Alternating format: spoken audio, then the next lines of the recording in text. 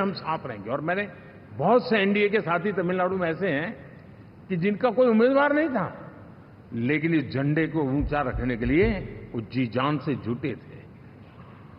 और इसलिए आज तमिलनाडु में भले हम सीट नहीं जीत पाए, लेकिन जिस तेजी से एनडीए का वोट शेयर बढ़ा है, वो साफ साफ संदेश दे रहा है कल में क्या लिखा हुआ है।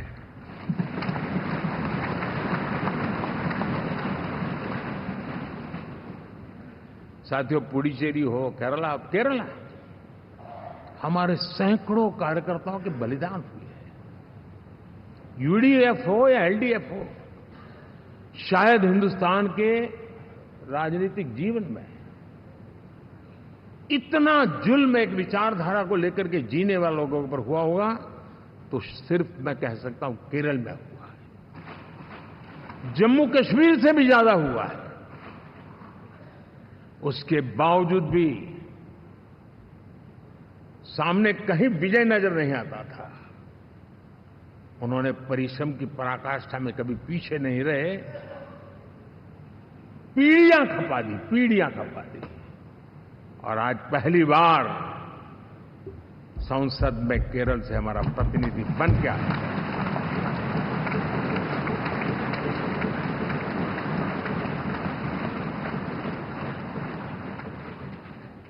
साथियों,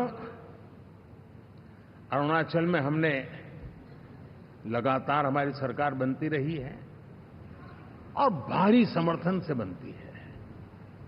सिक्किम में भी हमारे एनडीए की सरकार करीब करीब क्लीन स्वीप के साथ, अरुणाचल क्लीन स्वीप। आंध्र, मैं अबू बाबू को पूछ रहा था, बोले हिस्टोरिकली ये सबसे हाईएस्ट विक्ट्री है।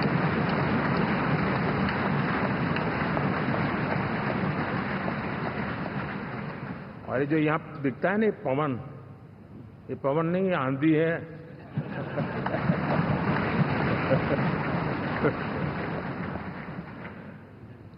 आंध्र ने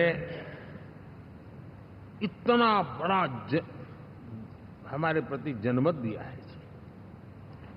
हिंदुस्तान के लिए एक सामान्य मानवी की विकास की जो जिजीविषा है, उसका प्रतिबिंब है।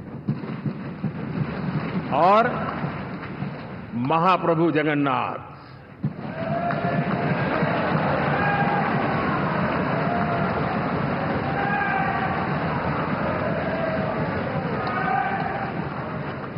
और मैंने अनुभव किया हमेशा।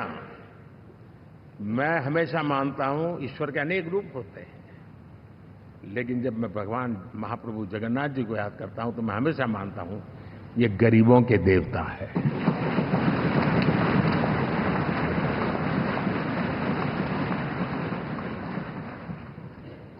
और वहां जो क्रांति रूप परिणाम आया है, मैं इसे एक रिवॉल्यूशन देख रहा हूं।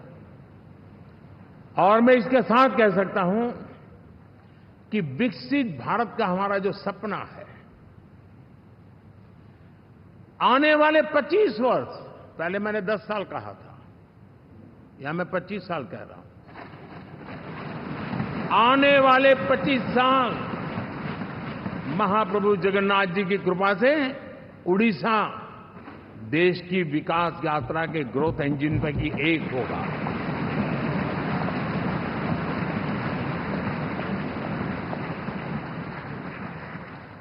साथियों,